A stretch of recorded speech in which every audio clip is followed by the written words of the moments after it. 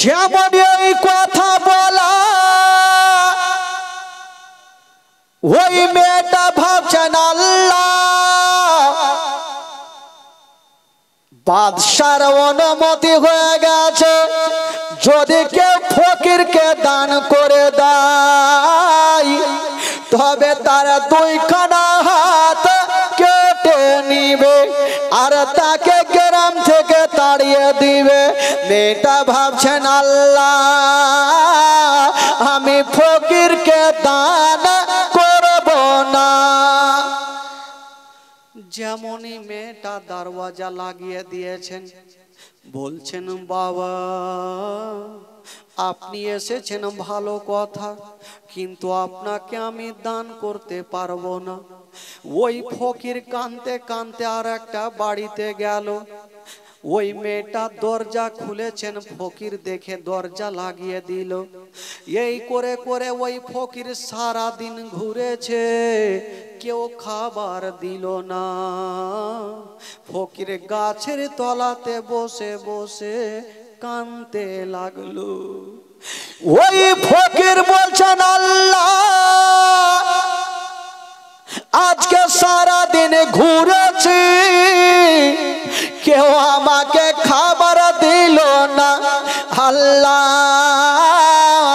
আজকে আমি যদি খাবার না পাই তবে আমার জীবনটা বাঁচবে না।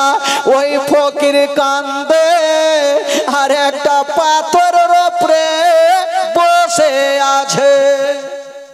ফকির কাঁদছে, পাথরের উপরে বসে আছে।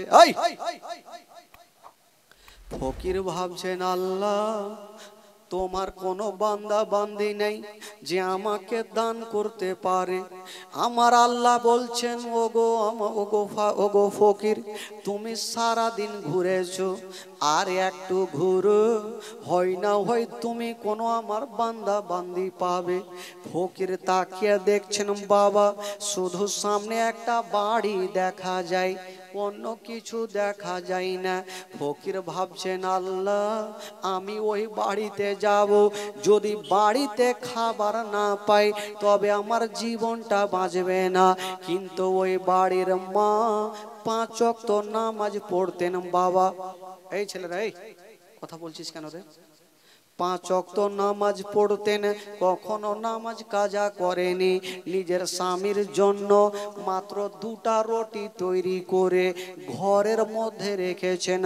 স্বামী যখন আসবে আমরা স্বামী স্ত্রী একসঙ্গে বসে আমরা রুটি খাবো।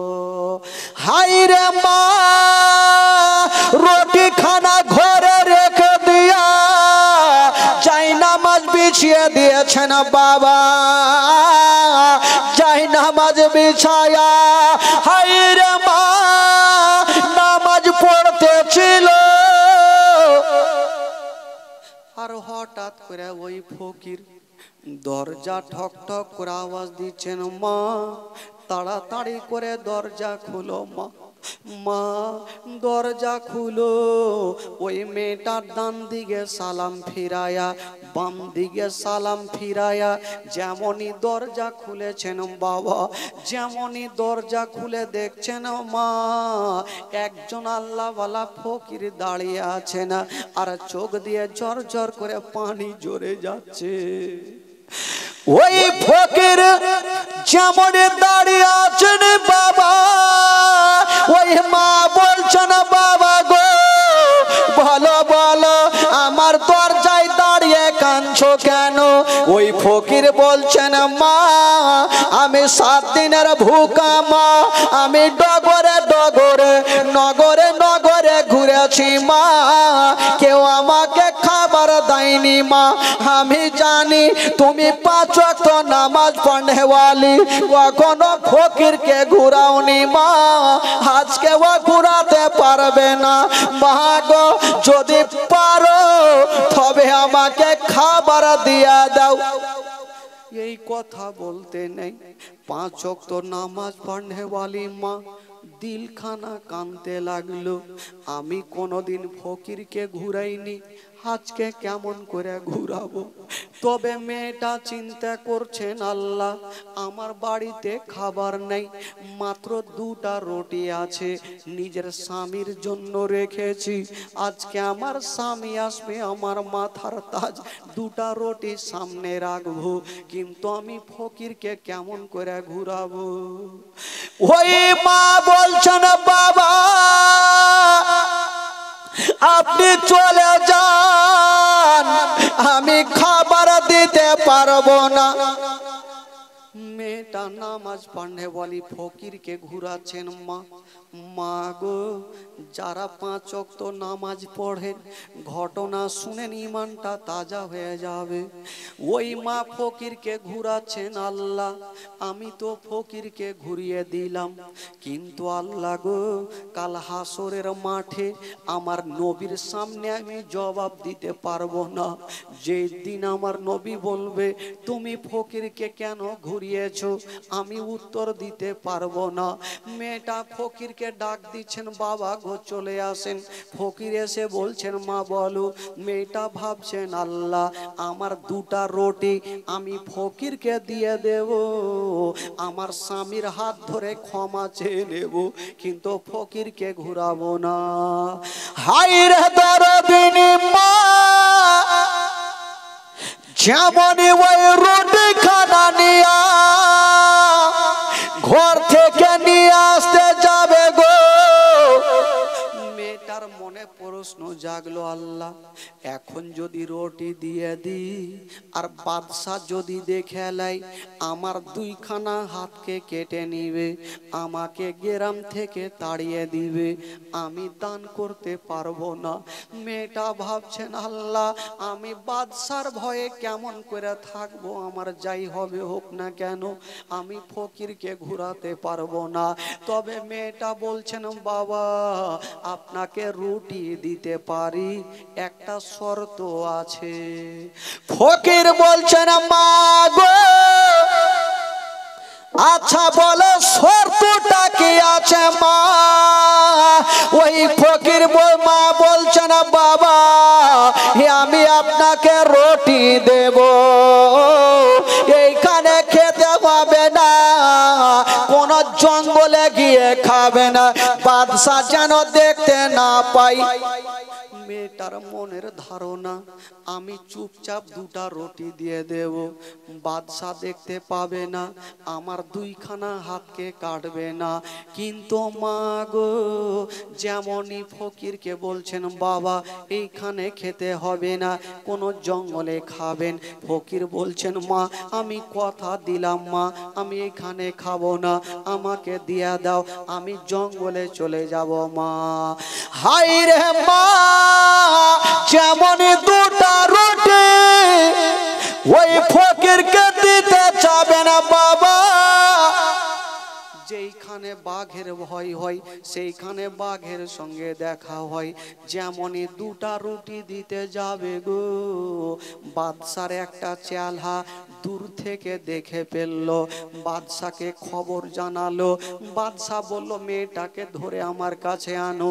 মেয়েটাকে টানতে টানতে নিয়ে গেল। বাদশা বলল, মেয়েরে বলো তুমি দান কেন করেছো বলো। মেয়েটা বলছেন, বাদশা নামদার আমি কোনদিন ফকিরকে ঘুরাইনি, আজকেও আমি ঘুরাতে পারলাম না, তবে আপনি যা পারবেন আমাকে শাস্তি দেন। বাদশা বলল, ওরে তোরা কে আছিস রে, মেয়েটাকে গাছের সঙ্গে বেঁধে দাও আর মেয়েটার 2খানা হাতকে কেটে নাও। যেমন এই কথা বলতে নাই মেয়েটা বাদশার পায়ে পড়ে গেছেন, ও গো বাদশা নামদার দয়া করে আমার হাত 2খানা কাটিয়েন না। মেয়েটা কেন পায়ে পড়েছিল বাবা গো, মেয়েটা এর জন্য পড়েছিল, মেয়েটা নিজের জানের ভিক্ষা চাইনি। কেন পা ধরেছিল? ওই মেয়েটার কোলে মাত্র একটা 3 মাসের দুধ খাওয়া বাচ্চা ছিল। মেয়েটা ভাবছেন আমার 2খানা হাতকে যদি কেটে লাই, আমার কোলের বাচ্চাকে কেমন করে দুগ্ধ পান করাবো, কেমন করে স্থানে লাগাবো। ওই মেয়েটা পা ধরেছে না, হবো বাচ্চা নামদার, যদি পারেন গো তবে আমাকে গ্রাম থেকে তাড়িয়ে দেন, আমার 2খানা হাতকে কাটিয়েন না। বাদশা বলল না, অন্যায় করেছো, শাস্তি তোমাকে নিতে হবে। মেয়েটাকে গাছের সঙ্গে বেঁধেছেন বাবা, টাইট করে 2টা হাত টেনে বেঁধে অর্ডার করে দিয়েছেন বাবা। মেয়েটা কাঁদতে থাকলো, আর দুরাচার একটা লোক তার বাড়ি চালিয়ে দিল। যেমনই চালিয়েছে মা 2 হাতে পড়ে গেল, আর 2টা হাত কেটে যেন জমিনে পড়ে গেল। একটু হাত কাটলে কতটা রক্ত যায় মা। মেয়েটার 2খানা হাত কেটে পড়ে গেছে, ঝরঝর করে রক্ত ঝরছে। ওই মেয়েটা কাঁদতে লেগেছেন, আল্লাহ আমি আর সহ্য করতে পারি না। ওই মেয়েটা কাঁদতে ছিল। বাদশা বলল, ওরে তোরা কে আছো রে? মেয়েটাকে ধাক্কা দিয়ে তাড়িয়ে দাও। বাবা গো, মেয়েটা বলছেন বাদশা নামদার, ডুগরে ডুগরে কাঁদছেন আর বলছে, হুজুর আমাকে তাড়াবেন না, কারণ অন্য গ্রামে আর কেউ নেই, এই গ্রামে আমার শ্বশুর বাড়ি, মায়ের বাড়ি, আমি ভিক্ষা করে খাবো, আমার হাত নেই, আমার মার বাড়িতে থাকবো, আমি চেয়ে খাবো, আমাকে তাড়ায়েন না। বাদশা বলল না, অন্যায় তুমি করেছো, শাস্তি তোমাকে নিতে হবে। মেয়েটাকে ধাক্কা দিয়ে তাড়িয়ে দিচ্ছেন বাবা। মেয়েটা একটু দূর এগিয়ে গিয়েছেন মা, পিছন থেকে একটা লোক বলছেন, ওগো বাদশা নামদার, হুজুর মেয়েটা তো চলে যাচ্ছে, মেয়েটার যে একটা 3 মাসের দুধ খাওয়া বাচ্চা আছে, বাচ্চাটার কি হবে? বাচ্চাটাকে কি জবাই করে দিব? বাদশা বলল না, ঘর থেকে একখানা গামছা নিয়ে আসো। গামছা নিয়ে আসা হইল, আর ওই 3 মাসের বাচ্চাকে বাবা গামছাতে টাইট করে বেঁধে দিয়েছেন বাবা।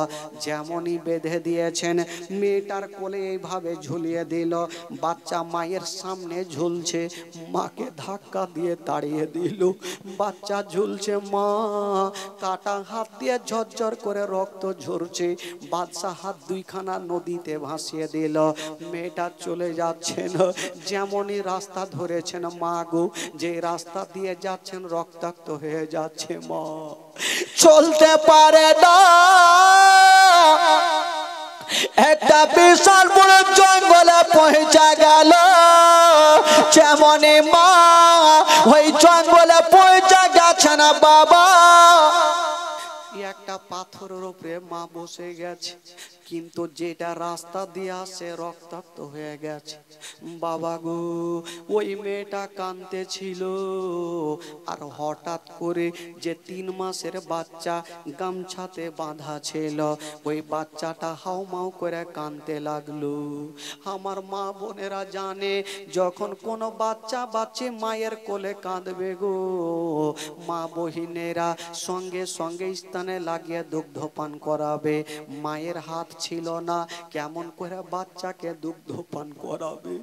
বাচ্চাও কান্দে, মাও কান্দে, কথাই বলে বাবা, সন্তান যদি কান্দে তার থেকে মায়ের কলেজা খানা বেশি কান্দে।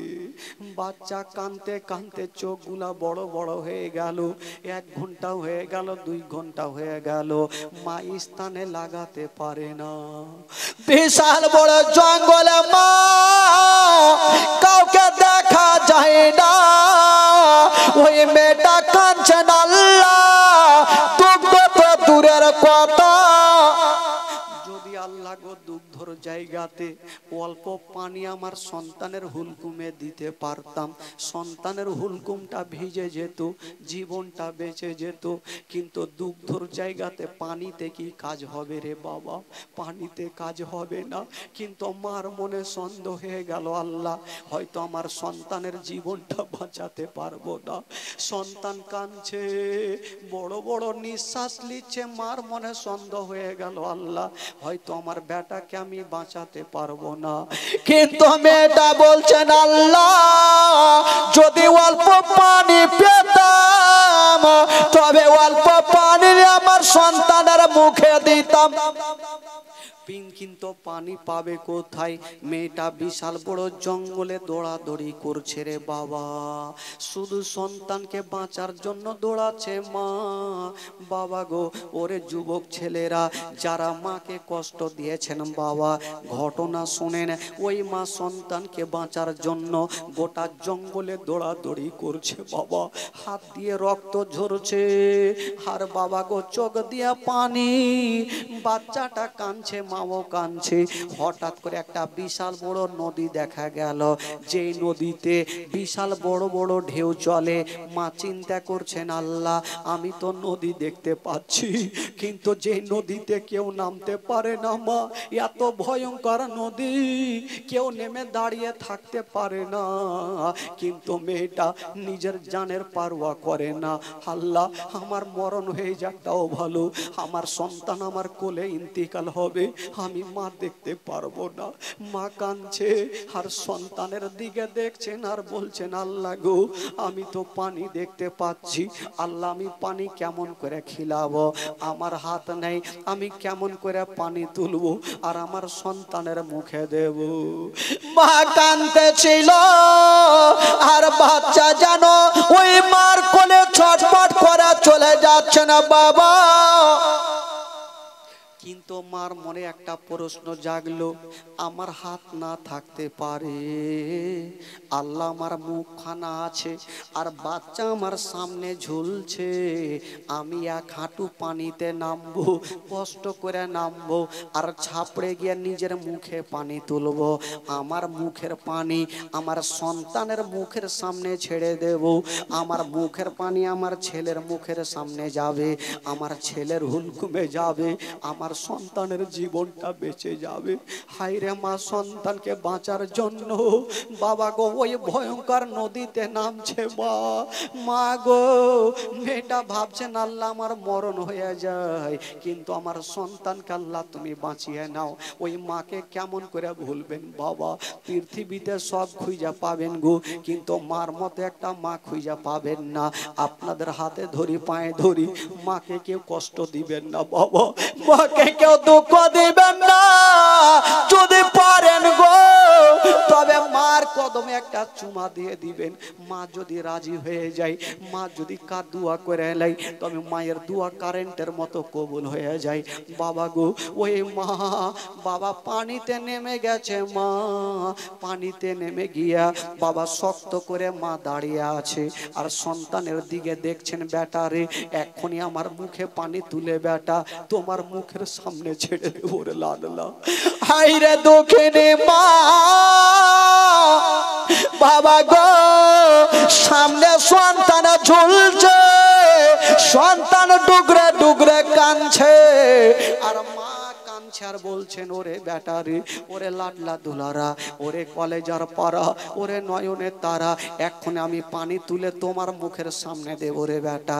যেমনই মা ছাপড়ে গিয়েছে না, মুখে পানি তুলেছেন বাবা সন্তানের মুখে দেব বলে, যেমনই একটু দাঁড়িয়েছেন মা, মা পানি নিয়ে যেমনই দাঁড় হতে যাবে, যে বাচ্চাটা গামছাতে বাঁধা ছিল, গামছার গিটটা কেমন ভাবে খুলে গেল আর কোলের বাচ্চা ওই ভয়ঙ্কর নদীতে পড়ে গেল। যেমনই পড়ে গেছে মা, ওই মেয়েটার হাত নাই, কেমন করে বাচ্চাকে তুলে বুকে নেবেন বাবা? ভয়ঙ্কর নদীতে সন্তান পড়ে গেছে, সন্তান একবার ডুবছে আর উঠছে রে বাবা। মা চোখের সামনে দেখছেন সন্তান ডুবে যাচ্ছে, কিন্তু মা বাঁচাতে পারে না, মার হাত নেই, সন্তানকে কেমন করে বুকে নিবে। মার চোখের সামনে সন্তান ডুবছে, মা কাঁদছেন আর বলছেন, আল্লাহ গো, আল্লাহ তুমি আমার মরণ খানা নিয়ে এলাও, আল্লাহ আমার সন্তানকে বাঁচিয়ে নাও, আল্লাহ আমার চোখের সামনে আমার সন্তানের ইন্তিকাল হবে, আমি মা দেখতে পারবো না। এমন কোনো মা নাই, নিজের সন্তান যদি ইন্তিকাল করে চোখের সামনে, কোনো মা দিলকে সহিতে পারবে না। ওই মা কাঁদছে আর বলছেন, আল্লাহ আমার সন্তানের জীবন খানা বাঁচিয়ে নাও। বাবা গো, সন্তান কোথায় যেন হারিয়ে গেল, কোথায় যেন ডুবে গেল। মা পায়ের ইশারা করে গোটা নদীতে দৌড়াদৌড়ি করছেন। বাবা যেমনই দৌড়িয়েছেন, মা গোটা নদীতে দৌড়িয়েছে, বাচ্চা পাওয়া যায় না। বাবা গো, মা যখন সন্তান পেল না, বাবা উঠে গেছে আর নদীর ধারে একটা পাথরে বসে একবার নদীর দিকে দেখছেন, একবার নিজের কোলখানা দেখছেন। আল্লাহ গো, আমার কোলখানা ফাঁকা হয়ে গেল, আমি মা নিজের সন্তানকে বাঁচাতে পারলাম না। মেয়েটা দোয়া করছেন, আল্লাহ তুমি ছাড়া কেউ নাই, আল্লাহ যদি আমি দুটা রুটি দান না করতাম, তবে আল্লাহ গো আমার হাতখানা কাটা হইতো না। এই কথা বলতে নাই, মেয়েটা কাঁদছে আর দোয়া করছেন, আল্লাহ আল্লাহ গো তুমি ছাড়া কেউ নাই। আল্লাহ যেমন দোয়া করা মা, ওই মেয়েটার দোয়া আল্লাহর দরবারে কবুল হয়ে গেল। জঙ্গলের দিক থেকে দুটা ছোট্ট ছোট্ট বাচ্চা চলে আসলো, বলছে না, মা গো, মা তুমি কাঁদছো কেন মা? বলছে, বাবারে তোমরা কে বলো? বলছে, মা গো তুমি বলো কাঁদছো কেন? মেয়েটা বলছে, বাবারে আমার সন্তান পড়ে গেছে, আমার দুইখানা হাতকে কেটে নিয়েছে, আমার মনটা ভালো করে না। এই কথা বলতে নাই, ওই বাচ্চা বাচ্চা ছেলেরা বলছেন, মা গো তুমি চিন্তা করো না মা, এক্ষুনি আমরা নদীতে যাব মা, তোমার সন্তানকে আমরা বাঁচিয়ে নিয়ে আসবো মা। মেয়েটা বলছে না, বাবারে আমার সন্তান চলে গেছে, আমি মা সহ্য করে নেব, তোমরা যদি ডুবে যাও বেটা তোমার মা সহিতে পারবে না। বাচ্চা বাচ্চা ছেলেরা ওই মেয়েটার কথা শুনলো না, একটা বাচ্চা পানিতে ঝাঁপ দিয়ে দিল। যেমনই ঝাঁপ দিয়েছে, বাবা বাবা গো 5 মিনিট পর উঠে আসিল, খালি হাতে আসলো না। ওই জায়গাতে মেয়েটার হাত দুইখানা কেটে বাবা যে নদীতে ভাসিয়েছিল, ওই ছোট ছোট বাচ্চারা মেয়েটার কাটা হাতকে নিয়ে চলে আসলো, মেয়েটার কাটা জায়গাতে লাগিয়ে দিল। আল্লাহর হুকুমে মেয়েটার কাটা হাত ভালো হলো। আর একটা বাচ্চা পানিতে ডুব দিল, বাবা গো 5 মিনিট পর উঠে আসিল, খালি হাতে আসলো না। একটু আগে একটা দুধ খাওয়া বাচ্চা যে পানিতে পড়েছিল, এখন পর্যন্ত কিছু হলো না। বাবা গো জীবিত অবস্থায় তুলে এনে মায়ের বুকে ফিরিয়ে দিল। ওই দুইটা বাচ্চা চলে যাবে, মা বলছেন, বেটা রে তোমরা কে, তোমরা কারা, আমার এত বড় উপকার করেছো? বাচ্চাগুলা বলছেন, মা গো তুমি কি আমাদের চিনতে পারোনি মা? বলছে, না রে বাবা। বলছে, মা গো যে দান করার কারণে তোমার হাত দুইখানা কেটেছিল মা, আমরা হলাম মা দুটা রুটি মা, আমরা দুটা রুটি মা। মা গো আল্লাহর হুকুমে মা তোমার খিদমত করার জন্য এসেছিলাম মা। মেয়েটা বাবা গো সঙ্গে সঙ্গে 2 রাকাত শুকরানা নামাজ আদায় করলেন। আল্লাহ গো রব্বুল আলামিন তুমি ছাড়া কেউ নাই। বাবা গো বুঝা গেল মা। একটা কথা বলে দি মা গো, যদি কাউরি দরবারে কোনো ফকির চলে আসে মা, ফকিরকে ধিক্কার দিয়ে তাড়াবেন না, বেশি যদি না পারেন অল্পতে বুঝাবেন, যদি অল্প না পারেন ভালো করে কথা বলে সান্ত্বনা দেবেন, কোনো ফকিরকে ধিক্কার দিয়ে তাড়াবেন না মা গো। যদি কোনো আল্লাহওয়ালা ফকির আপনার জন্য দোয়া করে দেয়, তবে মা গো আপনার বেড়া পার হয়ে যাবে মা। বেড়াদার বন্ধুরা একটা কথা বলে দি বাবা, এই যে আপনারা দান করছেন বাবা, এ দান বলে যাই না, কাল হাসরের মাঠে এ দান আপনার সঙ্গের সাথী হবে। ও যুবক বন্ধুরা, ও গো মা, আমার আমার নবী বলেছেন দান করা হলো উত্তম কাজ। আজকে আপনারা দান করেছেন বাবা, কেউ 10 টাকা, 20 টাকা, 50 টাকা, 100 টাকা, 200 টাকা, 500 টাকা, 1000 টাকা পর্যন্ত দান করেছেন। যেই সমাতে কাল হাসরের মাঠে আপনার হাতখানা ধরে জাহান্নামের দিকে নিয়ে যাবে, এ দান বলবেন খোদা গো অমুক জায়গার জীবনীতে এই বান্দা বান্দি আপনার এই পবিত্র আপনার নবীর মাহফিলে দান করেছিল, সেই দিন বাবা গো দানখানা আপনার হাতখানা ধরে জান্নাতের দিকে নিয়ে যাবে। তবে একটা কথা বলবো মা, কেউ কোনো ফকিরকে ধিক্কার দিয়ে তাড়াবেন না মা গো। কদিন আছেন, আজ আছেন কাল নেই মা, কবরে শুয়ে যেতে হবে মা।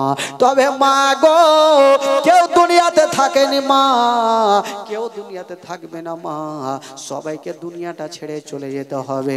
এই জন্য তো কবি লিখেছেন বাবা, জীবনের হেনতে কালে আজরাইল আসিয়া সোনার জীবন যাবে রে লইয়া, সাধের জীবন যাবে রে লইয়া। জীবনের হেনতে কালে আজরাইল আসিয়া সাধের জীবন যাবে রে লইয়া, সাধের জীবন যাবে রে লইয়া। কবর তোমার মাটি ভাই রে, মাটির বিছানে চতুর্দিকে চেয়ে দেখো বাঁশে রছাহনে। কবর তোমার মাটি ভাই রে, মাটির বিছানে চতুর্দিকে চেয়ে দেখো বাঁশে রছাহনে। আরে অন্ধকার কবরে ভাই রে থাকিবে সইয়া, সাধের জীবন যাবে রে লইয়া, সোনার জীবন যাবে রে লইয়া। জীবনের ইন্তেকালে আজরাইল আসিয়া সোনার জীবন যাবে রে লইয়া। আল্লাহুম্মা সাল্লি আলা মাওলানা মুহাম্মদ ওয়ালা আলে ওয়ালা আলে সাইয়্যিদানা সাল্লাল্লাহু তাআলা আলাইহি সাল্লাম। একবার মহব্বতে বলুন সুবহানাল্লাহ। আচ্ছা বলুন তো ভাই, আমার নবী কয় ওয়াক্ত নামাজ নিয়ে যাচ্ছেন ভাই? 5 ওয়াক্ত নামাজ। এবার যখন আমার নবী নিয়ে আসলেন 5 ওয়াক্ত নামাজ, এই যে আমার নবী উজু করে গিয়েছিলেন, বিছানা রেখেছিলেন, আমার নবী এসে দেখছেন যে বিছানা এখন পর্যন্ত গরম আছে। বাইরে থেকে যে জিঞ্জিরটা লাগিয়েছিল, মানে শিকলি জিঞ্জিরটা লাগিয়েছিল, জিঞ্জির এখনো হিলতে আছে। আর ওযু করে গিয়েছিলেন, ওযুর পানি এখনো গড়তে আছে। আচ্ছা বলুন তো বাবা, আমার নবী গেলেন আর আসলেন, এই আসা যাওয়াতে কয়দিন কাটলো গো?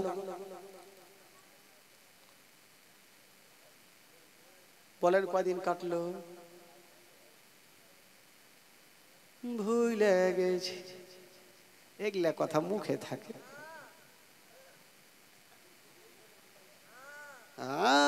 তোর মনে আছে?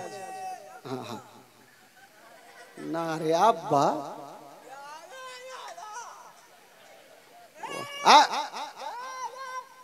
হ্যাঁ হ্যাঁ যা বস বস। মানে ওর গ্রামের লোক চলে এসছে তো, হ্যাঁ মহিষপুরের লোক চলে এসছে, ওই জন্য না রে দাদা। হ্যাঁ হ্যাঁ ওর গ্রামের লোক কেউ চিনে ভালো করে।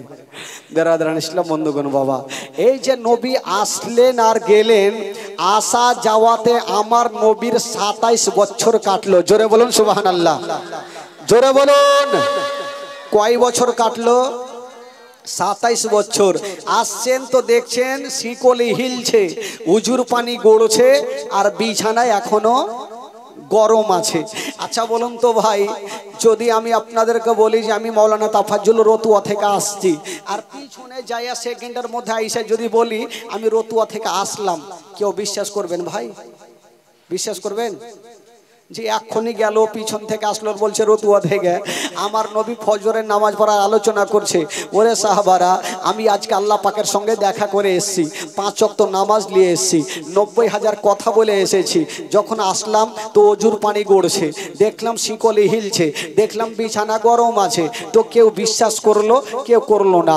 সঙ্গে সঙ্গে বিশ্বাস করেছিলেন আবু বকর সিদ্দিক রাদিয়াল্লাহু তাআলা আনহু। এই জন্য তার টাইটেল হয়েছিল সিদ্দিক। বেরাদার বন্ধুগণ, কেউ বিশ্বাস করলো, কেউ করলো না। একটা ইহুদি বলছে আমি জিন্দেগিতে মানবো না। আমার আল্লাহ বলছে তুই মানবি না, তোর বাপকেও মানতে হবে। ইহুদি গেল, নবীর কথা কিন্তু বিশ্বাস করলো না। বাজারে গেল, আর বাজার একটা মাছ নিয়েছে, আর মাছটা নিয়ে গেল তার বিবিকে, বলছে বিবি এ মাছটা সুন্দর করে রান্না করো, আমি গোসল করে আসছি। তো তার বিবি হাঁসুয়া বের করলো, হাঁসুয়া বের করে মাছটাকে ধরেছে। ইহুদি কিন্তু দেখলো বিবি হাঁসুয়া নিল, মাছ নিল, যেমনই হাঁসুয়াতে লাগিয়ে কাটতে যাবে, ইহুদি দেখার পর বাড়ি থেকে বেরিয়ে গেল।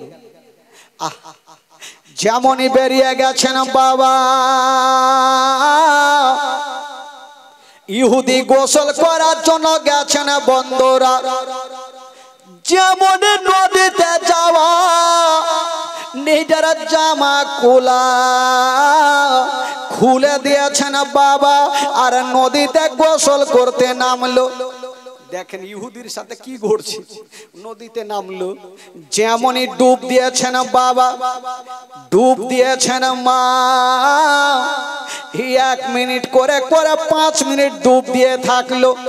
যেমনই মাথাটা তুলেছে, ডুব দিয়ে মাথা তুলে দেখছেন গো বাবা, ছিল বেটা একটা সুন্দরী বেটি হয়ে উঠে গেল।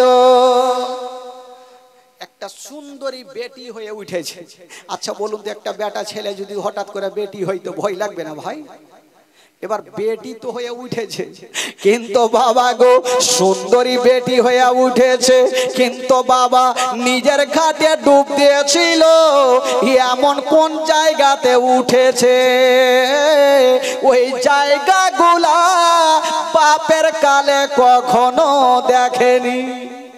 একটা নতুন জায়গাতে উঠেছে, সুন্দরী বেটি হয়ে, এত সুন্দরী হয়েছে বলার নেই। চিন্তা করছে আমি কোনো স্বপ্ন দেখছি না কেমন, না আমি তো আর স্বপ্ন দেখি না, সত্যই ঘটনা ঘটছে। আমাদের স্বপ্ন জীবনে সত্য হয় না ভাই, মিথ্যা হয়। কেন জানেন? আমরা 99টা কথার মধ্যে, 100টা কথার মধ্যে 99টা কথা মিথ্যা কথা বলি। আমাদের স্বপ্ন জীবনে সত্য হবে? মনে হচ্ছে ঘুমিয়ে আছি, কলকাতার রসগোল্লা খাচ্ছি, ঘুমটা ভাঙছে তো বিছানার চাদর ক্যামেরা ধরে আছে। আমাদের স্বপ্ন ওই রকম হয় বাবা গো। ইহুদি ভাবছে আমি কোনো স্বপ্ন দেখছি নাকি, আমি ছিলাম বেটা হয়ে গেলাম বেটি। না, আমি তো স্বপ্ন দেখি না, সত্যি ঘটনা ঘটছে। কিন্তু এত সুন্দরী বেটি হয়ে উঠেছে, নিজের ঘাটে উঠেনি, অন্য জায়গাতে উঠেছে, যেই জায়গা কখনো চিনে না। উলঙ্গ অবস্থায় বাবা নদীতে ভাসে। ও যুবক বন্ধুরা, কোথায় যাবে? জামা নাই, কাপড় নেই বাবা গো, বিশাল বড় নদীতে ভাসতে ছিল। আর ওই রাস্তা ধরে একটা বাদশা জাহাজ নিয়ে চলে আসলো। একটা বাদশা নৌকা নিয়ে, জাহাজ নিয়ে চলে আসছে। তো দেখছে এত সুন্দরী মেয়ে নদীতে ভাসছে, দেরি করবো না, কাপড় দিল, জামা দিল, আর মেয়েটাকে তুলে উপরে নিয়ে আসলো। কিন্তু মেয়েটা এ কথা বলে না, আমি ছিলাম বেটা হয়েছি বেটি, এই কথা বলে না। কারণ তোর কথা বিশ্বাস কে করবে? ও বলছে না, ও মনে মনে ভাবছে আমি কোনো স্বপ্ন দেখছি না, স্বপ্ন তো দেখি না, সত্যি বাদশার কাছে আছি। বাদশা বাড়ি নিয়ে গেল। বাবা গো এত সুন্দরী মেয়ে ছাড়বে কেমন করে? বাদশা ওই মেয়েটাকে বিয়ে করলো। মেয়েটা কিন্তু এই কথাটা বলে না আমি ছিলাম বেটা হয়েছি বেটি। যদি এই কথা বলে তো বাদশা ওকে দিবে হুড়কা, যেটা জীবনে হয় একটা বেটা ছেলের বেটি হইবে। ও কিন্তু কোনো মতে মানছে না। এবার মেয়েটা মনে মনে ভাবছে কি করব। একটা বছর কাটলো, একটা সন্তানের মা হইল। 2 বছর কাটলো, 2টা সন্তানের মা হইল। 3টা বছর কাটলো, 3টা সন্তানের মা হইল। এই করে করে 7 বছর কাটলো, 7টা সন্তানের মা হইল। মেয়েটা ভাবছে যে আমার বিবি হয়তো ওদিকে বেঁচে নেই, 7 বছরে 7টা সন্তান হইল, আমার বিবি হয়তো আর বাইচা নেই। যদিও বাইচা থাকে তবে হয়তো অন্য জায়গাতে বিয়ে করলেছে। স্বামীর আশাতে কে 7 বছর থাকবে? কিন্তু বাদশাকে কোনোদিন ফুইটা বলছে না যে আমি ছিলাম বেটা হয়েছি বেটি। তো চিন্তা করছে মেয়েটা অনেক দিন থেকে নদীতে গোসল করিনি। ওগো স্বামী গো, আমি একটু গোসল করে আসছি, আপনি থাকেন। সুন্দরী মেয়ে যেমনই বাদশার ঘাটে গিয়ে গোসল করতে গেছেন। বেরাদার বন্ধুরা, যেমনই বাদশার ঘাটে বাবা ডুব দিয়েছে গো, ওই বাদশার ঘাটে উঠলো না। ওই যে 7 বছর আগে নিজের ঘাটে বেটা হয়ে ডুব দিয়েছিল, বাদশার ঘাটে বেটি হয়ে উঠেছিল। আজকে বাদশার ঘাটে বেটি হয়ে ডুব দিয়া নিজের ঘাটে একটা বেটা হয়ে উঠে গেল। বেটা হয়ে উঠলো। ই চিন্তা করছে স্বপ্ন দেখছি না কেমন? না, ই তো স্বপ্ন নাই, মাথায় মুক্কি মেরে দেখছে। স্বপ্ন দেখছি না, সত্যি ঘটনা ঘটছে। তো যাকে যখন বেটা হয়ে গেছে তো আর কি করব, এখন জামা পাবো, জামার কাপড় কোথায় পাবো? কোথায় পাবো? কাকে ডাকবো জামা কাপড় নিয়ে? এবার দেখুন বাবা ঘটনা, কি ঘটনা ঘটছে গো। ওই ইহুদি যেমনই নিজের ঘাটে বাবা গো, ওই ঘাটে উঠে দেখছেন বাবা 7 বছর আগে যে নিজের জামাগুলা যেইভাবে রেখে গেছিল, এত ঝড় বৃষ্টি হয়েছে বাবা কিছু হয় না, যেইভাবে রেখেছিল সেইভাবে ধরা আছে। যেইভাবে রেখে গেছিল সেইভাবে ধরা আছে। ইহুদি ভাবছে ব্যাপার কি রে ভাই, কিছু বুঝতে পারি না। যাকে জামা তো পড়লো, এবার চিন্তা করছে জামা তো পড়লাম, বাড়ি যাব কেমন করে? বিবি হয়তো বাইচা নেই, হয়তো মরে গেছে, আর না হলে অন্য জায়গাতে বিয়ে করলেছে। যাব তো যাব কেমন করে? 7 বছর পর বিবি হয়তো নাই, স্বামীর আশা দেখেছেন নাই, হয়তো বিয়ে হয়ে গেছে। তো এক কাজ করি, যখন এসে গেছি তো একটু গিয়ে দেখি, পাল্লাটা সরিয়ে দেখবো, যদি বিবি থাকে, বিয়ে না করে থাকে তবে ঢুকবো, আর যদি বিয়ে করলে তাহলে চলে যাবো। ইহুদি যেমনই গেটের পাশে গিয়েছেন বাবা, পাল্লাটা সরায়া যেমনই তাকিয়ে দেখছেন বাবা, ওই যে 7 বছর আগে নিজের বিবিকে মাছটা দিয়েছিল, হাসুয়াতে লাগিয়েছিল, আজকে 7 বছর পরে পাল্লা সরিয়া দেখছেন বাবা তার বিবি মাছটা হাসুয়াতে লাগিয়ে ধরা আছে, এখন পর্যন্ত কাটা হয়নি। তো ইহুদি চিন্তা করছে এটা অন্য মাছ হইতে পারে। গেল, দরজা খুইলে ভিতরে ঢুকেছে, বিবি কাঁপছে, যে বিবিকে দেখে ভয় লাগছে। 7 বছর কুণ্ঠে ছিলি, যদি কহে তো কি করব? বিবি তোমার মাছ কাটা হয়নি। যেমনই বলেছে ওর বিবি মাছটাকে রাইখেছে আর হাঁসুয়ালিয়া উঠেছে, তোকে কাইটাই ফেল দেবো। ই চিন্তা করছে কেন কাটবা কেন? বলছে তুমি গোসল করলে না চলে এলা, এখনি কে গেল আর চলে আসলাম, মাছ কাটা হয়নি, তুমি চলে এসো আর এইসব বলছো মাছ কুটা হয়নি। ইহুদি মাথায় হাত দিয়েছে, পাগলি তুই কেমন কথা বলছিস রে? তাহলে একটা ঘটনা শুনে এলে, এই যে তোকে মাছটা দিয়ে গেলাম, নিজের ঘাটে ডুব দিলাম, একটা সুন্দরী মেয়ে অন্য ঘাটে উঠলাম, তুমি তো বঁচি, তোর থেকে ভালো ছিল। বিবিকে রাগিয়ে দিয়েছে, তুমি তো বঁচি, তোমার থেকে দেখতে সুন্দর ছিলাম, বিবি কিন্তু খুলছে, ওর কথাও শুনছে আর খুলছে, দেখি কতদূর ঘটনা কহ। বলছে বিবি রে, অন্য ঘাটে একটা বেটি হয়ে উঠলাম, একটা বাচ্চা নিয়ে গেল।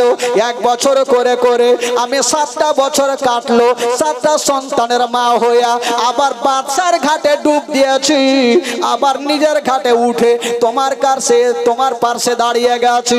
বিবি বলল, স্বামী গো আমি বুঝে গেছি তোমাকে মারা তো কোন জিন ভূতে ধরেছে। বুঝে গেছি তোমাকে মারাত্মক জিন ভূতে ধরেছে। কে তার কথা বিশ্বাস করবে? 7 বছরে 7টা সন্তান হইল, এই কথা বললে কে বিশ্বাস করবে? কোনো মতে বিশ্বাস হয় না। বিবি গেল আর একটা ওঝা গুণীকে ডেকে আনলো। ও গো ওঝা গুণী, আমার স্বামীকে জিন ভূতে ধরেছে, তাড়াতাড়ি করে ঝাড়িয়ে দেন। বাবা গো সা করে ওঝা গুণী চলে আসিল, বলে এক কাজ করো, এক মারাত্মক জিন ভূতে ধরেছে, একে জিঞ্জির লিয়া টাইট করে গাছে বাঁধে দাও। বাবা গো জিঞ্জির লিয়া টাইট করে বেঁধে দিয়া এবার নিমের পাতা পেড়েছে আর ছু ছু করে ঝাড়ছে।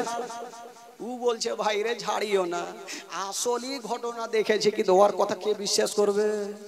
কেন বিশ্বাস করবে? তুই নবীর কথা বিশ্বাস করিসনি। নবী বলেছিল একই রাত্রে আমার 27 বছর কেটেছিল, অজুর পানে গড়েছিল, শিকলে হিল ছিল, বিছানা গরম ছিল, তুই আমার কথা বিশ্বাস করিসনি, তাহলে তোর কথা কেমন করে কে বিশ্বাস করবে? ওই বাবা গো ইহুদি বলতে লাগলো, শুনে লাও শুনে লাও, আমি সত্য ঘটনা দেখেছি, কিন্তু বাবা গো ইহুদির কথা কেউ বিশ্বাস করে না। বাবা গো ইহুদি বলতে লাগলো, বিবিরে আমি বুঝে গেছি আমি নবীর কথা বিশ্বাস করিনি, তার জন্য আমার সঙ্গে ঘটনা ঘটে গেছে, দেরি করো না, তাড়াতাড়ি করে নবীর কাছে নিয়ে চলো। বাবা গো এবার বিবি সাহেবা ওই স্বামীকে ধরে নিয়ে আমার নবীর কাছে নিয়ে যাওয়া হইল।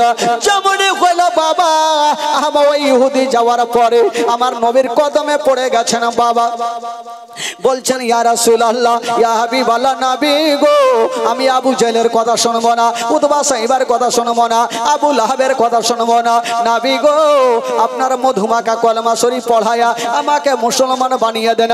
আমার নবী মুস্তাফা সঙ্গে সঙ্গে বন্ধুরা ওই ইহুদিকে আমার নবী মধুমাখা কলমা শরীফ পড়ায়া দিলেন। লা ইলাহা ইল্লাল্লাহ, জোরে লা ইলাহা আকলা ইলাহা ইল্লাল্লাহ, আকলা ইলাহা ইল্লাল্লাহ মুহাম্মাদুর রাসূলুল্লাহ সাল্লাল্লাহু আলাইহি ওয়াসাল্লাম। জোরে বলুন সুবহানাল্লাহ। তো বাবা গো जैसी करनी वैसी भरनी। नबीर একই রাত্রে 27 বছর কাটলো, অজুর পানি গড়ছে, শিকলে হিলছে, তুই বিশ্বাস করলি না। তোর 7 বছরে 7টা সন্তান হইলো, তো তোর কথা কে বিশ্বাস করবে? এ মা বেরাদার বন্ধুগণ, এই ইহুদি যখন নবীর কলেমা পড়লো, আবু জেহেল রাগে রাগে ফুলতে লাগলো। আবু জেহেল চলে আসলো আমার নবীর কাছে। আচ্ছা ওই এসে বলছে, ভাতিজা আমি শুনলাম তুমি আল্লাহর নবী বলে। হ্যাঁ, দেখেন কত টেঁড়া, আর টেঁড়া ও টেঁড়াই প্রশ্ন করবে, ভালো জীবনে করবে না। বলছে, ভাতিজা আমি তোমাকে কয়েকটা প্রশ্ন করব, যদি উত্তর দিতে পারো তবে ঠিক আছে, তোমার কলমা পড়ে মুসলমান হব, আর উত্তর যদি না দিতে পারো তোমাকে জিন্দা রাখবো না। আমার নবী বলেছিলেন, চাচা আজকে একটা কেন, আজকে হাজার হাজার যদি প্রশ্ন করেন এই মুস্তাফা উত্তর দিয়ে দিবে। জোরে বলুন। আবু জেহেল টেঁড়া তো টেঁড়াই প্রশ্ন করবে। বলছে, ভাতিজা আমি শুনলাম তুমি আল্লাহর সঙ্গে দেখা করে এসো। বলে হ্যাঁ করে এসেছি। বললো, ভাতিজা তুমি বাইতুল মুকাদ্দাসের মসজিদে গিয়েছিলে? বলে হ্যাঁ গিয়েছিলাম। আচ্ছা বলো তো ভাতিজা, বাইতুল মুকাদ্দাসের মসজিদের গেট কটা আছে, জালনা কটা আছে, লোটা কটা আছে, ফ্যান কটা আছে, ঘটি কটা আছে? আচ্ছা বলুন তো ভাই, আপনাকে জিজ্ঞাসা করি, কাদের টোলার জুমা মসজিদে জালনাতে রড কয়টা আছে, সিট কয়টা আছে, লোটা কটা আছে, ফ্যান কটা আছে? কটা লোক পারবে বলতে গো? গেল ঠাকা ঠাক গেল, নামাজ পড়লো আর চলে আসলো, কে গন্তি করে দেখবে? তা আবু জেহেল বলছে তুমি তো গিয়েছো বাইতুল মুকাদ্দাসে, বলো জালনা কটা আছে, জালনাতে সিঁক কয়খানা আছে, কটা ফ্যান আছে, কটা লোটা আছে, কটা ঘটি আছে, যদি বলতে পারো তোমার কলমা পড়বো। আচ্ছা বলুন তো বাবা, আবু জেহেল যে প্রশ্ন করেছে, যেই প্রশ্নটা আমার নবীকে করেছেন, আমার নবী উত্তর দিতে পারবে কি পারবে না? জোরে বলুন, পারবে কি পারবে না? আরো জোরে বলুন। এমন কোন প্রশ্ন নাই যে আমার নবী উত্তর দিতে পারবে না। আমার নবী একটু চুপচাপ দাঁড়িয়ে আছে, মাথাটা নিচে করে আছে। আমার আল্লাহ বলছেন জিবরাইল দেরি করো না, তাড়াতাড়ি করে যাও, বাইতুল মুকাদ্দাসের ছকটাকে নিয়ে আমার নবীর সামনে রেখে দাও। আমার নবী একটা করে গন্তি করবে আর আবু জেহেলকে উত্তর দেবে, একটা করে গন্তি করবে আর আবু জেহেলকে উত্তর করবে। ও যুবক বন্ধুরা, সা করে জিবরিল আমিন ফেরেশতা হাজির হয়ে গেল। আমার নবীকে বাবা গো সালাম জানিয়ে দিলেন, আসসালাতু ওয়াসসালামু আলাইকা ইয়া রাসূলুল্লাহ, আসসালাতু ওয়াসসালামু আলাইকা ইয়া হাবিবাল্লাহ। নবী বলে ভাই জিবরাইল বলো কি খবর? বলছেন নবী গো আপনার যে চাচা প্রশ্ন করেছে, এই যে বাইতুল মুকাদ্দাসের ছকটাকে নিয়ে আপনার সামনে রেখে দিয়েছি, নবী গো আপনি একটা করে গন্তি করুন আর আবু জেহেলকে উত্তর দিন। বাবা গো আমার নবী মুস্তাফা একটা করে গন্তি করেছে আর আবু জেহেলকে উত্তর করছেন, একটা করে গন্তি করেছেন, আবু জেহেলকে উত্তর দিচ্ছেন। আবু জেহেল বলছে আমি মানবো না। বলে কেন? বলে যদি জিজ্ঞাসা করি একটা বকরির কয়খান রুং আছে, তো বলে দিবেন 5000। যদি বিশ্বাস না করি তো তুই গয়না দেখে নে। ওই বেটা নিজেই জীবনে দেখেনি জালনা কটার সিক কয়টা, রড কয়টা। তোর মনের ধারণা নবী এমনি তো বলছে, মানবো না। তো আমার নবী বলছেন চাচা গো আর কোনো প্রশ্ন আছে? বললো ভাতিজার একটা প্রশ্ন আছে। কি? আবু জেহেল একটু বাইরে গেল আর বাইরে গিয়ে একটা শক্ত পাথর নিয়েছে ভাই, আর এইভাবে শক্ত করে মুঠি বন্ধ করে বলছে ভাতিজা আমার হাতে কি আছে যদি বলতে পারো তোমার কলমা পড়ে মুসলমান হয়ে যাব। আচ্ছা বলুন তো আবু জেহেলের হাতে যে জিনিসটা আছে আমার নবী বলতে পারবে কি পারবে না? জোরে বলুন। আমার নবী সব বলবে। তো আমার নবী একটা মজার উত্তর দিয়েছিলেন, চাচা চাচা গো আমি উত্তর তো বলবো চাচা, তবে একটা কথা শুনেন, তোমার হাতে যে জিনিসটা আছে ওই বলবে আমি কেটা, হ্যাঁ না আমি কেটা সে জিনিসটা বলবে। তো আবু জেহেল বলল এটা কেমন প্রশ্নের উত্তর? কথা আমার হাতে তো একটা পাথর আছে, পাথর কি জীবনে বলবে যেটা নবী দাঁড়িয়ে আছে? তো আবু জেহেল চিন্তা করছে পাথর তো জিন্দেগিতে কথা বলবে না, একটু কানের কাছে লিয়ে যাই দেখি। যেমনই কানের কাছে লিয়ে লাগিয়েছে ভাই, ওই পাথরখানা আমার নবীর ওপরে দুরুদে পাক পড়ছে। জোরে বলুন সুবহানাল্লাহ। আবু জেহেল তুইলা পাথরখানাকে উঠিয়ে আছাড় মেরে দিয়েছে আর বলছে ভাতিজা এত শক্ত করে মুঠি বাঁধলাম, তুমি জাদু কোনটা দিয়ে ঢুকাইলে? টেঁড়া না টেঁড়াই থাকবে, সোজা জীবন হবে না ভাই। বলে এত শক্ত করে মুঠি বাঁধলাম, তুমি জাদু কোনটা দিয়ে ঢুকাইলে? বাবা গো কবি লিখেছেন আমার নবীর সম্মান আল্লাহ আল্লাহ, আমার নবীর সম্মান আল্লাহ আল্লাহ, আল্লাহ আল্লাহ, আল্লাহ আল্লাহ বলো জি আল্লাহ আল্লাহ, আল্লাহ আল্লাহ বলো জি আল্লাহ আল্লাহ, আমার নবীজির সম্মান আল্লাহ আল্লাহ। একদিন বুঝে গেলিয়ে সে নবীকে কই আমার হাতে কি রই বলো শুনতে যে চাই। পাথর নিয়ে আমার নবীকে বলছেন, কবি লিখেছেন একদিন বুঝে গেলে এসে নবীকে কয় আমার হাতে কি রই বলো শুনতে যে চাই।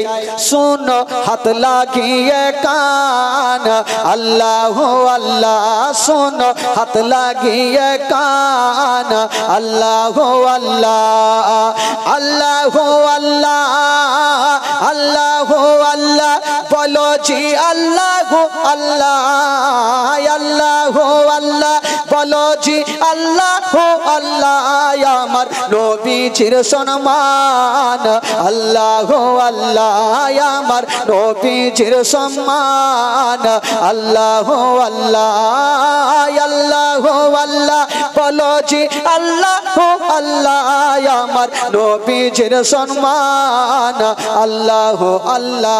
জোরে বলুন সুবহানাল্লাহ। আবু জেহেল বলল ভাতিজা দুটা তো উত্তর করে দিয়েছো, আর একটা প্রশ্ন করব, তবে পাইনা লাঠি হাতে নিয়ে এসছে। আবু জেহেল জানে এই প্রশ্নের উত্তর জিন্দেগিতে দিতে পারবে না। ভাতিজা তুমি সত্যিকারই নবী? বলে কেমন লাগছে চাচা, বিশ্বাস হয় না? চাচা গো আমি সত্যি আল্লাহর নবী। বলে ভাতিজা একটার প্রশ্ন, লাস্ট প্রশ্ন যদি উত্তর দিয়ে দাও তোমার মধুমাখা কলমা আমি গ্যারান্টি পড়বই পড়বো। বলো চাচা প্রশ্ন। বলে ভাতিজা রে, একটা দল মুলকে শাম গিয়েছে ব্যবসা করতে, এই গ্রাম থেকে গিয়েছে মুলকে শাম। ভাতিজা ওই দলটা কখন ফিরে আসবে তোমাকে বলতে হবে, যদি বলে দাও তোমার কলমা পড়বো। আচ্ছা বলুন তো ভাই, কে দিল্লি বোম্বাই যাবে, কে কখন বাড়ি আসবে না আসবে, কে কার খবর নিয়ে রেখেছে? তো আমার নবী বলছেন চাচা গো, ও চাচা যখন আপনি প্রশ্ন করেছেন চাচা তবে উত্তর শুনেলেন। কালকে সূর্য ডুবার আগে আগে ওই দলটা মক্কা নগর চলে আসবে। জোরে বলুন সুবহানাল্লাহ। আচ্ছা বলুন তো ভাই, আমার নবীর জবান থেকে বেরিয়ে গেল, দলটা আসবে কি আসবে না? জোরে বলুন। গ্যারান্টি আসবে। কি করে এসেছিল ভাই সেটাই শোনাবো বেরাদার বন্ধুগণ। বাবাজি রাত্রি 12:30 আমি বলবো ভাই। আচ্ছা বলুন তো কোরআনে পাক কয় পারা গো? জোরে বলুন কয় পারা? আচ্ছা প্রথম পারার জন্য একটা কোনো বাবা 300 টাকা দিতে পারবেন ভাই? কোরআন পাকের জন্য একটা কোনো বাবা আছেন? দুনিয়াতে ঝামেলা আছে, আল্লাহর কালামে কোনো ঝামেলা নেই। দুনিয়াতে ঝামেলা, আল্লাহর কালামে কোনো ঝামেলা নেই। 300 টাকা একটা কোরআন শরীফের জন্য একটা কোনো বাবা দিতে পারবেন? একটু চট করে উঠান তো ভাই। কোন বাবা ভাই মাগো আপনাদের মধ্যে আমি 30 পারা নেবো খালা, মাত্র 300 টাকা একটা মা প্রথম পারার জন্য 300 টাকা দিতে পারবেন মাগো? প্রথম পারার জন্য একটা মা যদি পারেন একটু 300 টাকা, বেশি লাগবে না মা, মাত্র 300 টাকা শুধু কোরআন শরীফের হাদিয়া মাগো। একটু পারবেন কোনো মা? একটু ইশারা করুন তো খালা, 300 টাকা কোনো দিতে পারবেন মা? একটু জানি আমার মা বহিনেরা দান করেছেন, শুধু কোরআন শরীফের জন্য আমি 300 টাকা করে চেয়েছি, তবে মাগো 300 করে টাকা যদি পারেন একটু দেন তো মা। কোনো মা আছেন ভাই? কমিটি ভাই একটু জান, আমার মা বোনেরা 300 করে টাকা কোরআন শরীফের জন্য দিবেন। একটা কোনো বাবা নেই দিকে 300 টাকা দিতে পারবেন না কোরআন শরীফের জন্য প্রথম পারার জন্য? একটা কোনো বাবা 300 টাকা, একটা কোনো হাত তুলুন তো ভাই। চট করে একটা কোনো খোদার বান্দা যদি পারেন মোহব্বতে ভালোবাসা দিয়ে মাত্র 300 টাকা একখানা কোরআন শরীফের হাদিয়া একটা কোনো বাবা চাচা পারেন? বাবা গো পারবেন না? নিজের মার জন্য শুধু কোরআন শরীফের জন্য 300 টাকা দিতে পারবেন না? একটা ভাই, ওইদিকে অনেক ভাইয়ের আমার বসে আছে, ওদিকে আমার মা বহিনেরাও বসে আছেন, কোনো মা নাই ওদিক থেকে পারবেন না? কোনো ভাই ওদিক থেকে নেই? 300 টাকা একটু দিতে পারবেন? যদি আজকে না থাকে ভাই আপনি কালকে দেন তাও ভালো। 300 টাকা প্রথম ব্যক্তি, একটা কোনো ভাই প্রথম পারার জন্য একটা যুবক ভাই আমার হাত তুলে বলেন 300 টাকা ইনশাআল্লাহ আজিজ। এই যে একটা হয়ে গেছে চাচা আমার, সুবহানাল্লাহ। আমার চাচা 300 টাকা। দেখেন বেরাদার আমি জানি দুনিয়াতে ঝামেলা আছে ভাই, আল্লাহর কালামে কোনো ঝামেলা নেই। 300 টাকা একজন চাচা আমার দিয়েছেন, সুবহানাল্লাহ। আচ্ছা এক পারা হইলো ভাই, 2 পারার জন্য একটা কেউ আছেন? 2 পারার জন্য একটা কোনো বাবা চাচা চট করে একটা হাত তুলুন তো ভাই। 2 পারার জন্য মাত্র 300 টাকা, বেশি লাগবে না, বেশি চাইনি ভাই। 10-এর লাঠি 1-এর বোঝা মাগো একটু কেউ হবে না গে খালা? তোমরা তো খুবই কাঞ্জুসের বেটি। সুবহানাল্লাহ। এই যে দুজন ভাই দিয়ে গেছেন 2 পারা, সুবহানাল্লাহ। 1 পারা আর 2 পারা, 3 পারা হয়ে গেল। আচ্ছা 4 পারার জন্য একটা কেউ হবে না ভাই? 4 পারার জন্য হবে না? আমি জানি কোরআনে পাক এমনই একটা কোরআন, একটা কিতাব যে কোরআনের মধ্যে কোনো সন্দেহ নেই, কোরআনের মধ্যে কোনো ভুল নেই। একটা কোনো ভাই একজন দিয়েছেন, নাম বলতে নিষেধ করেছে, 300 টাকা প্রথম পারা। মাগো এতদিন মা থেকে একটাই মা দিয়েছেন কোরআন শরীফকে, একটা মা ভালোবাসেন, আর একটা দিতে চেয়েছেন, কালকে দিবে নাকি? কালকে দিবে, আর একটা দিতে চেয়েছে, তাহলে এদিক থেকে 4টা হইলো আর এদিক থেকে একটা হইলো। মাগো আপনারা পিছিয়ে থাকবেন খালা, আপনারা পিছিয়ে থাকবেন, আপনারা আগিয়ে যান না গো খালা, কারণ মমতা খালা দিয়েছে আর আপনারা দিয়ে যান। কেন এরকম করছে? লক্ষ্মীর ভান্ডারের টাকা যদি বন্ধ করে দেয় তো কি হবে? হ্যাঁ, দুয়া করবো খালা যেন লম্বা করে চালু রাখে। মা গো 300 করে টাকা একটু চচ্চর করে দেন নাকি খালা। আমার মা বোনদেরকে বলবো, বাবা গো এদিক থেকে 4 পারা হলো, আচ্ছা 5 পারার জন্য একটা কেউ আছেন? 5 পারার জন্য একটা কোনো যোগ্য মায়ের যোগ্য বেটা একটু দিতে পারবেন বাবা গো? তবে ভাই 5 পারার জন্য একটা কোনো খোদার বান্দা, ওইদিকে আমার মা বোনেরা অনেক বসে আছেন, আমার মা বোনেরা যদি ওই দিক থেকে পারেন তবে 300 করে টাকা একটু দিয়ে পাঠান খালা। আমি জানি নিজের সন্তান নিজের ছেলে মেয়ের জন্য আত্মীয় স্বজনের জন্য 300 করে টাকা একটু চটচট করে দিয়ে যান। সুবহানাল্লাহ। এই যে একজন দিয়েছেন 500 টাকা, আমি জানি আমার মা বোনেরা প্রচুর দান করনেওয়ালি, আমি জানি আমার মা বোনেরা দান করবে, অবশ্যই করবে। তবে মা গো শুধু কোরআন শরীফের জন্য হাত তুলেছি মা, কেউ খালি হাতে যেন না মা গো, এই দুনিয়াতে না পারবেন মা গো, ওই দুনিয়ার জন্য সামান তৈরি করে এলেন মা গো, মাত্র 300 করে টাকা কোরআন শরীফের জন্য চেয়েছি মা, একটু চটচট করে যদি দিতে পারেন ইনশাআল্লাহুল আজিজ দোয়া হবে। আর যারা মনে করছেন যে 300 টাকা ভারী হচ্ছে, আমি তো জানি আজকাল যারা বৈশা আছেন 300 200 500 কাউরির জন্য তো ভারী নয় ভাই। এই 300 টাকা চায়ের দোকানে মিষ্টির দোকানে বসলে বন্ধু বান্ধবকে দিয়ে এমনিতে শেষ হয়ে যায়। 300 টাকা আপনার ভারী হয়ে যাচ্ছে বাবা গো। সুবহানাল্লাহ। একটু দিলে হাত রাখেন, কদিন বাঁচবেন, এই টাকাটা তো সঙ্গের সাথী হবে। 300 যদি আপনার ভারী হয় তবে বাবা গো একটা কোনো ভাই 100টা টাকা দিতে পারবেন? 100টা টাকা হবেন একজন? টাকা নাই পকেটে, কারোর কাছে ধার নিয়ে দেন, যদি পারেন 100টা টাকা একটু ধার লিয়ে দেন বাবা। আমি জানি পবিত্র সমাজ আজকে শেষ দোয়া, শেষ ফাতিহা হবে, আর প্রত্যেকের জন্য আজকে দোয়া হবে মাগো, সবাই সবারই জন্য দোয়া হবে। আমার কমিটি ভাইরা আজকে শিরনির ব্যবস্থা করেছে, সবাইকে শিরনি নিয়ে যেতে হবে। আর শিরনি ছেড়ে যদি কেউ বাড়ি গেছেন গ্যারেন্টি ওকে পাতলা পায়খানা হবেই হইবে। যান বাড়ি, মানা করবো না, কিন্তু লোটা রেডি থাকবে। খালাগে যা পারবেন খালাগে 10 20 50 100 200 করে টাকা একটু দিয়ে যান খালা।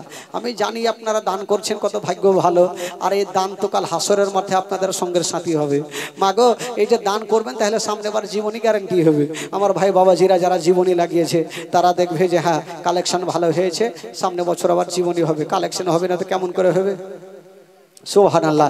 এই যে একটা ভাই আমার 100 টাকা দিয়ে গেছেন, বিরাদরান ইসলাম বন্ধুগণ বাবাজি আমার ভাইরা, তবে আমি বলবো ভাইদের তরফ থেকে 10 20 50 করে 100 200 করে একটু দিয়ে দেন, যেহেতু ফাতিহা লাস্ট ফাতিহা, শেষ দোয়া শেষ ফাতিহা হবে, যেহেতু রাত্রি 1:45 হয়ে গেল, 1টা হতে হতে দোয়া হবে, শিরনি খাবেন, শিরনি খেয়ে বাড়ি যেতে হবে।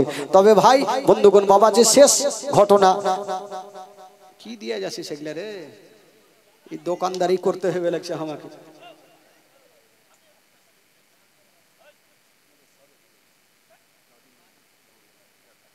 সুবহানাল্লাহ।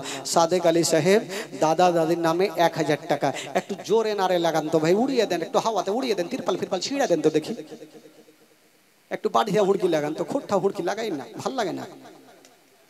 300 টাকা দিয়েছে, 200 টাকা বাকি, 100 টাকা নগদ। একজনে 100 একজনে 200। এই দাদা আপনি যান, আরো যান, ঘুরেন ঘুরেন পান পান করে ঘুরে যান, দিবেই ওরা।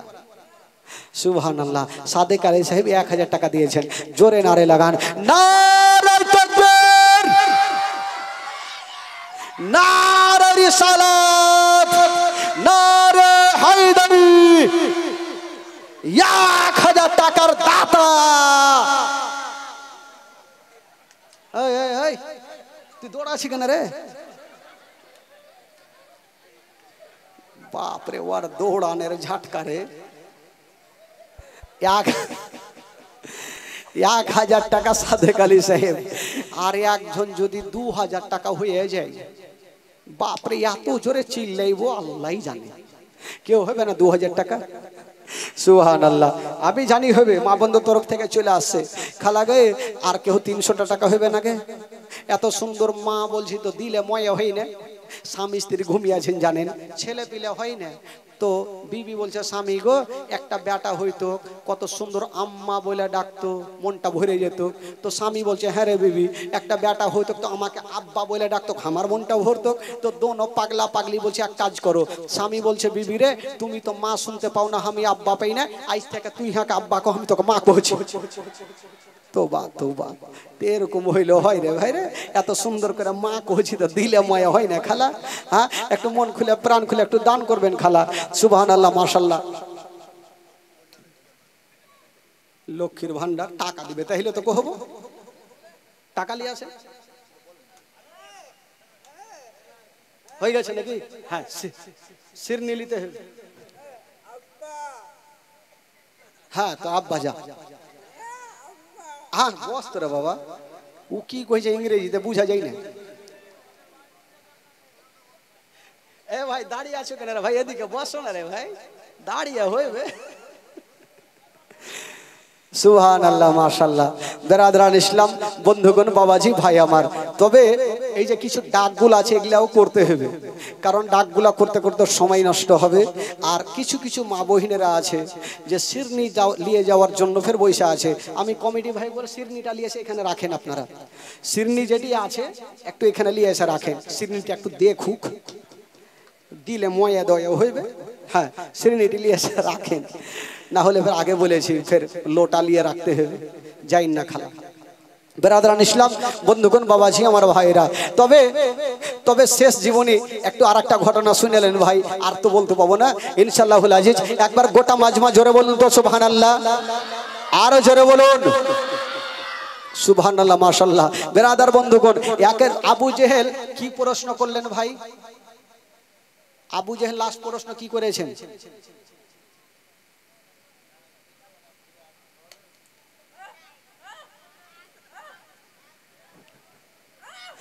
প্রশ্ন করেছিল যে দলটা কখন আসবে নাকি?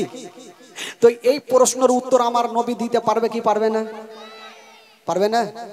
আমার নবী পারবে। যদি দলটা উত্তর দিতে পারে ভাই, আমার নবী দিবেন। তবে ভাই, এ ভাই আপনার একটু আগিয়ে চলে আসুন তো ভাই, লাস্ট দোয়া যখন হবে একটু আগিয়ে আসুন তো ভাই। ও ভাই চাচা, একটু সোনা ভাইরা চলে আসুন ভাই। এই যুবকেরা ওই কালো জামা, সাদা জামা, লাল জামা, হন্নু জামা, সন্নু জামা, ভাই ওই লালটু পাল্টু ঝেন্টু একটু আসুন না ভাইরা, এত আদর করে বলছি ভাই, আসেন না কেন? ও বাবা, আপনারা বসলেন বাবা, শেষের সময় একটু চলে আসেন ভাই, শেষ দুয়াটা হবে তো ওইখান থেকে না করে একটু এখানে আসেন। দেখেন কতটা হ্যাঁকড়া এখন বৈশাই থাকলো খুঁড়ির গোড়াতে। আনা হইদ্রি হ, বাংলা ভাষা নেই বুঝে। হ্যাঁ, এবার বুঝে লেছে। হ্যাঁ, বেরাদরান ইসলাম, তো আমার নবী বলছেন চাচা, যখন তুমি প্রশ্ন করছো চাচা, তোমাকে উত্তর দিয়ে দিলাম, কালকে সূর্য ডুবার আগে আগে ওই দলটা পৌঁছে যাবে। জোরে বলুন সুবহানাল্লাহ। আবু জেহেল বুঝে গেল যে দলটা তো কালকেই গেছে, মুলকে আসতে 2-4 মাস সময় লেগে যাবে, দলটা জীবনে আসবে না। আবু জেহেল রাতের বেলাতে একখানা পাইনা লাঠি বানিয়েছে নবীকে মারার জন্য। সারা রাত ঘুমটা আসে না বাবা গো, ঘুমটা আসে না। কখন সকাল হবে, দুপুর হবে, সন্ধ্যা হবে, সূর্য ডুববে, আর দলটা যদি না আসে নবীকে জিন্দা রাখবো না। সকাল হইল আর দুপুর যখন হইল, আবু জেহেল গিয়ে আমার নবীর কাছে দাঁড়িয়ে গেছেন। ভাতিজা, তুমি বলেছো দলটা সূর্য ডুবার আগে আগে আসবে, কোথায় আছে বলো? আমার নবী বলছেন চাচা গো, অবশ্যই আসবে সূর্য ডুবার আগে আগে। যেমনই মা আবু জেহেল সূর্যর দিকে দেখে আছে, সূর্য লাল হয়ে গেল, দলটা এলো না। সূর্য অর্ধেকটা ডুবে গেল, দলটা এলো না। সূর্য গোটা ডুবে গেল, এখন পর্যন্ত দলটা এলো না। সূর্য ডুবে গেল, দলটা এলো না, তার মানে নবীর কথা মিথ্যা? সুবহানাল্লাহ। দেখেন আবু জেহেল বানাত করে পাইনা লাঠিলে আমার নবীর দিকে ঘুরে গেল। ভাতিজা, আজকে বুঝে গেলাম তোমার কথা সম্পূর্ণ মিথ্যা। বলো কেন? বলো ভাতিজা, তুমি একটু আগে বললে দলটা সূর্য ডুবার আগে আগে দলটা চলে আসবে। ভাতিজা, এখন পর্যন্ত আজ একজন 300 টাকা দিয়েছেন, দলটা এখনো আসলো না, সূর্য ডুবে গেল। আমার নবী বলছেন চাচা, কে বললো সূর্য ডুবেছে? বলে কে বলবো, আমি নিজে দেখনু। বলে চাচা একটু ঘুরে দেখেন তো সূর্যটা ডুবেছে কিনা। আমি ডুবেনি। আবু জেহেল বলল না, আমার চোখই ভুল দেখে। আবু জেহেল যেমনই ঘুরে সূর্যর দিকে দেখতে যাবে, ঘুরতে দেরি নাই, আমার নবীর শাহাদত আঙ্গুলে এভাবে ইশারা করে দিয়েছেন বাবা, যেমন ইশারা করেছেন মা, ওই ডুবা সূর্য উঠে গেল, উঠে আসরের টাইম হয়ে গেল। জেহেল ঘুরে দেখছে সূর্য উঠে গেছে, কি ব্যাপার? আমার নবী বলছে চাচা কই সূর্য ডুবেছে। আবু জেহেল বলছে ভাতিজা আজকে নতুন একটা শিক্ষা হইল। বলল কি? বলল ভাতিজা আমি জানতাম তোমার জাদু দুনিয়াতে চলে, আজকে বুঝে গেলাম তোমার জাদু আসমানেও চলে। তো কুত্তার দুম সোজা হইবে না। নবীর কলমা পড়লো না, চলে গেল। আর যায়া বাবা একটা মিটিং বসালো যে নবীকে এই করে পারা যাবে না। রাতারাতি মিটিং বসেছে ভাই, নবীকে মারার কল্পনা চলছে। তো মিটিং এ ডিসাইড হলো এক কাজ করো, আবু জেহেলকে বলল লোকজন এক কাজ করো, রাতারাতি একটা বিশাল বড় ইনারা খুদো, কুয়া খুদো, আর ওই কুয়াতে নবীকে ফেলে দেব, না থাকবে বাঁশ না বাজবে, জোরে বলুন কি বাঁশুরি। হ্যাঁ, তো রাতারাতি আবু জেহেল একটা বিশাল বড় কুয়া খুঁজেছে ভাই। তো তুই আমার আল্লাহ বলছেন তুই যতই কুয়া খুদ, তোর কুয়াতে তোকেই ফেলবো। খুদ কত খুঁদবি? তো বিশাল বড় কুয়া খুঁজেছে ভাই, ওপর থেকে তলা পর্যন্ত দেখা যায় না। আর নবীর বাড়ি এদিকে, আর এখানে কুয়া খুঁজেছে, আর আবু জেহেল এখানে বিছানা দিয়ে ঘুমিয়েছে। বাবা গো গরমের দিনে 5-7 ঘন্টা ল্যাপ গায়ে দিয়ে ঘুমিয়েছে। ল্যাপ বলে না কি বলে? কি বলে আপনাদের ভাষা এগুলাকে? কি ল্যাপি বলে? তো আমাদের বাদিহে ভাষা লেহেলি বলে, লেহেলি। তো ভাই ল্যাপ গায়ে দিয়েছে। গরমের দিনে 5-7 ঘন্টা যদি কেউ ল্যাপ গায়ে দেয় ওর ব্রেন ঠিক থাকবে ভাই? দুটা লোককে বলছে তোরা তাড়াতাড়ি করে যা, আর নবীকে বলবি তোমার চাচা অসুস্থ হয়ে গেছে, মরার আগে কলমা পড়বে। দেখেন কত টেঁড়া, মরবে তাও বাবা এই চক্রান্ত ছাড়ে না। যা তোরা বলবি মরণের আগে কলমা পড়বে, তার জন্য ডাকছে। আর কলমার কথা বললে ভাতিজা যেইখানে থাকে ছুটে চলে আসবে। আর বাবা গো এইখানে ঘুমিয়ে আছে, আর বিশাল বড় কুয়া, কুয়ার উপরে হালকা করে যে পুয়াল তিরপাল কাঁড়ি ফাঁড়ি দিয়ে রেখেছে, মানুষ যেন ভার না নিতে পারে। নবী আমার কাছে আসতে নাই, তার আগে কুয়াতে পড়ে যাবে। আর যখন কুয়াতে পড়বে ধুলা বালি পাথর বালু ফেলে কুয়াটাকে বন্ধ করে দিব, নবী থাকবে না, ইসলাম প্রচার করবে না। দুটা লোক গিয়ে বলছেন ওগো আলামিন, বললো কি? বলে আপনার চাচা অসুস্থ হয়ে গেছে, তাই কলেমা পড়ার জন্য আপনাকে ডাকতেছে, তাড়াতাড়ি করে চলুন। আমার নবী যেমনই বের হতে যাবেন বাবা আল্লাহর অর্ডার হয়ে গেল। আল্লাহ বলে জিবরাইল তাড়াতাড়ি করে যাও, আমার নবীকে যেতে নিষেধ করে দাও। আসলে আবু জেহেল অসুস্থ হয় নাই, আমার নবীকে কুয়াতে ফেলার জন্য ডাকতেছে। বাবা গো সা করে চলে আসলেন, এসে আমার নবীকে সালাম জানিয়ে দিলেন, আসসালাতু ওয়াসসালামু আলাইকা ইয়া রাসূলুল্লাহ, আসসালাতু আসসালামু আলাইকা ইয়া হাবিবাল্লাহ। নবী বলে ভাই জিবরাইল বলো কি খবর? বলছেন নবী গো আপনি যাবেন না, আসলে আপনাকে কুয়াতে ফেলার জন্য ডাকতেছে, আপনার চাচা অসুস্থ হয়নি, আপনি যাবেন না। আমার নবী গেলেন না। কিন্তু যে দুটা লোক ডাকতে এসেছিল উনারা ডেকে কিন্তু চলে গেছে, যে মালিকাকে জানিয়ে দি গেল। আবু জেহেলকে বলছে ওগো আমার মালিক, নবীকে ডেকে আসলাম, নবী চলে আসছে। তো অন্ধকারে আবু জেহেল সবাইকে ডাকছে তাড়াতাড়ি আই। আর একটা মিটিং করলি, সবাই আসলো। বলে কি হলো? বলে তোরা অন্ধকারে চতুর্দিকে কানটা খাড়া করে দাঁড়িয়ে থাক, কানটা খাড়া করে থাকবি, রাতে তো দেখতে পাবি না। আর যখন দেখবি ধাপাং করে শব্দ কানের মধ্যে গেল, তোরা বুঝে যাবি নবী পড়ে গেছে, লাগবি মারতে। তো লোকজন চিন্তা করলো ঠিক আছে, তবে আবু জেহেল আর একটা কথা শিখাইছে, শোন, যখন তোরা পাথর মারবি তো বাঁচার জন্য বলতে পারে আমি তোমাদের মালিক বলছি, মালিক বলে আরো মারবি। ইয়ারা বলছে আগে পড়ুক তারপরে দেখছি। এই বাবা গো, এবার আবু জেহেল লোকজন চতুর্দিকে বড় বড় পাথর নিয়ে লুকিয়েছিল। আর যেমন লুকিয়ে আছে আবু জেহেল, যেই বাবা গো বিছানায় আছে, 5-7 ঘন্টা ল্যাব গায়ে দিয়ে ব্রেন কাজ করলো না, রাগের মাথায় উঠেছে, আরে তোরা কি ডাকিস নি? এই কথা বইলা বাবা যেমনই উঠতে যাবে নিজের কুয়াতে নিজে পড়ে গেল। আর যেমনই পড়ে গেছে ধাপাং করে শব্দ কানে, লোকজন কানটা খাড়া করেছিল, নবী পড়ে গেছে, চল মারতে হবে। আসলার লাগলো পাথর মারতে, মারছে মারছে মারছে বলছে ছেড়ে দাও, আমি তোমাদের মালিক আছি। ই শিখে রেখেছে, মালিক বলে আরো মারবে, আরো মারছে, আরো মারছে। লাস্টের সময় একটা লোক বলছে আমাদের মালিক বিছানাতে নাই কেন, কুণ্ঠে গেল। চেয়ারটা জ্বালিয়ে দেখছে আবু জেহেল টাকলু পড়ে আছে, রক্ত রক্ত হয়ে পড়ে আছে। বলছে মালিক আমাদের পড়ে আছে। বলে ওগো আমার মালিক, আপনাকে সহজে মরতে দিব না, এক্ষুনি যাবো, রশ্মি নিয়ে আসবো, তোমাকে তুলে দিব। বলে তাড়াতাড়ি তুলো, না হলে আমার জান গেল। দেখেন ভয়, নিজেকে কত নবীকে ফেলার জন্য তো ভয় লাগছিল না। এবার লোকজন বলে আপনাকে মরতে দেব না। তাড়াতাড়ি গিয়েছে না বাবা, রশি নিয়ে চলে আসলো। যেমনই রশি নামিয়েছে না বাবা, আবু জেহেল এক হাতের জন্য ধরতে পারে না। আবার রশি নিয়ে আসা হইলো, আবার জোর দিয়ে নামালো, আবার এক হাতের জন্য ধরতে পারে না। আবার রশি নিয়ে আসা হইলো, আবার জোর দিয়ে নামালো। আবু জেহেল এক হাতের জন্য ধরতে পারে না।